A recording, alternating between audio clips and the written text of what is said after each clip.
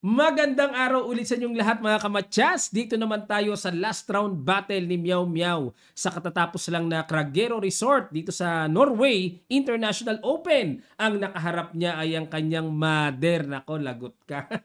Ito po kasing si WGM U1U1. Tuwing naglalaro si Meow Meow, naglalaro na rin siya. Eh okay lang, professional player naman, WGM kaya yan. Yun nga lang, hindi maiiwasan minsan na nagkakaharap sila sa pairing. Ayan, oh. Ano kayang klaseng bakbakan nito? Yan ang ating masasaksihan. Ang ginawa ni Meow Meow nag-E4, nag-C6 si U1U1, ginamit niya ang paborito niyang napakakunat na karukan. D4, D5, Knight C3, kinapture. At nag-Knight F6 hinamon, kinapture. Ayan, bookline, nag-C3. Sa ganitong linya, yes, meron ngang double po ng black, pero ang maganda naman yan, may immediate na labas kagad ang dark square bishop, makakatipid sa tempo. Ayun, bishop d6, bishop d3, nag-castle, at nag-knight e2. Bakit dyan ang develop? Para walang rook e8 check tempo. Napakahalaga po ng opening, ng tempo sa opening.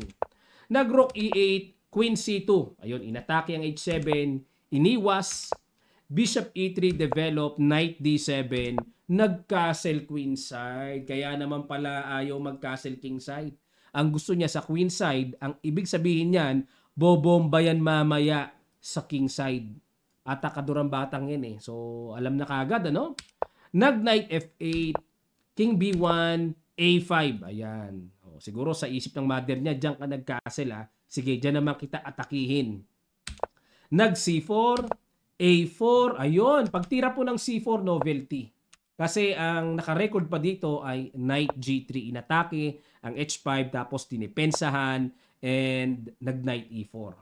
Okay, yan po ang recorded games pa. O, pero balik tayo sa c4 na ginawa.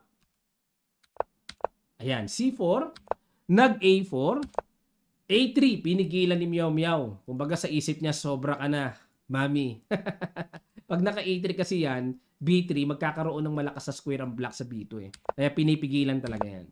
Nag-bishop E6, knight C3, kakapturin yung pawn. Nag-queen A5, dinipensahan. Nag-rook HE1. Pero medyo parang hindi maka-atake dito si Meow Meow, no? Sa king side.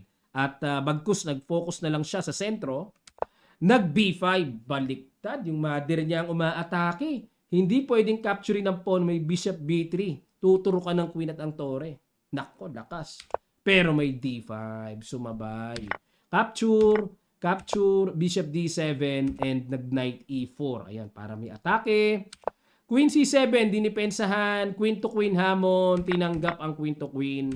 At nag-knight c5, atake ulit, threatening. Knight x bishop at mawawala ng depensa ang pawn sa b5. Nag-bishop a5, kinulit muna ang tore. Okay. Dito mga kamatya, sige po.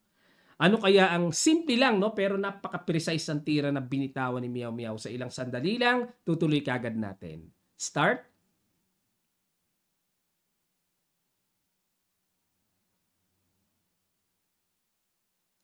Maraming salamat po mga kamatyas. Knight takes d7. Yan ang accurate move at kinapture na lang ang knight. Pero teka muna.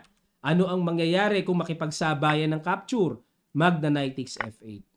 Mangyari, pag iniwas ang bishop, iwas din ang knight.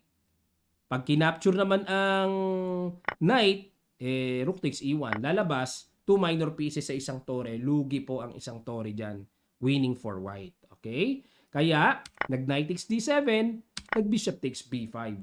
At nag-rook takes, bishop takes rook, capture, nagpa-quality down. Binalik. Okay, binalik. Bakit? Teka muna ha. Pagka gumanito, mayroon kasing bishop c6.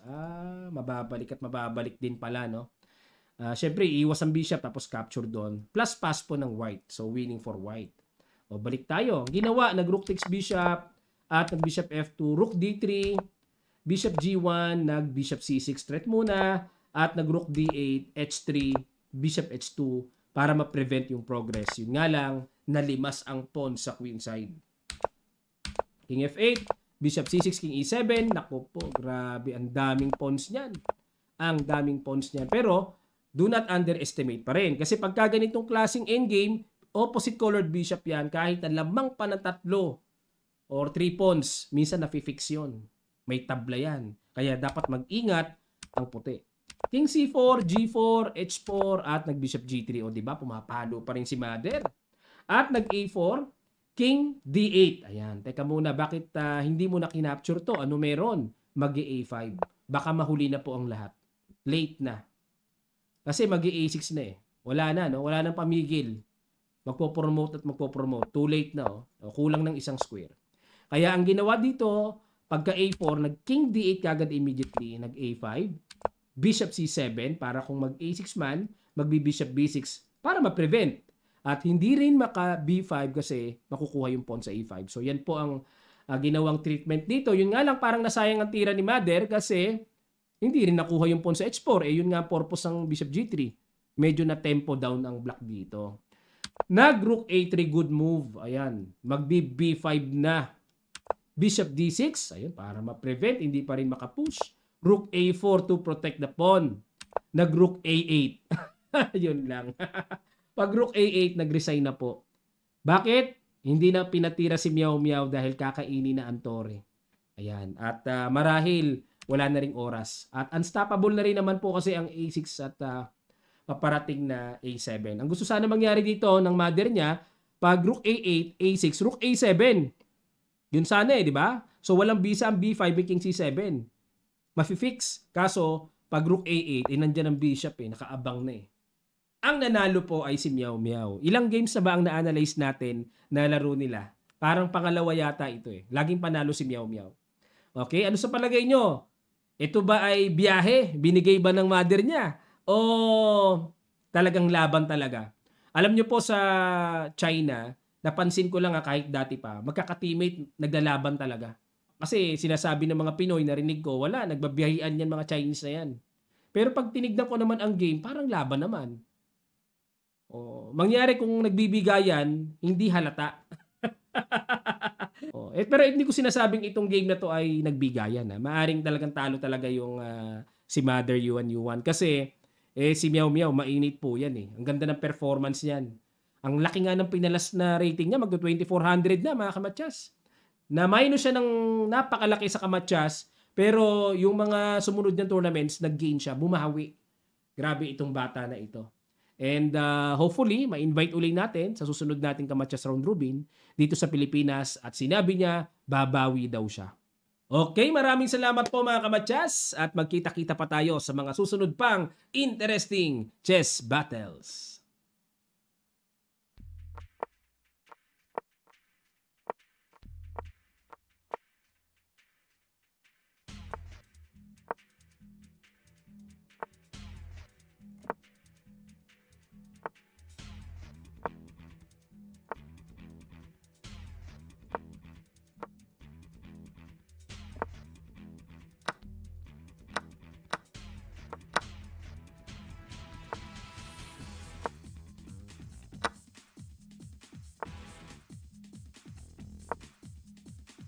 Lang.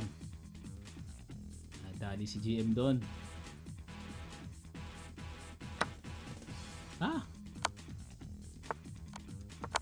Chess.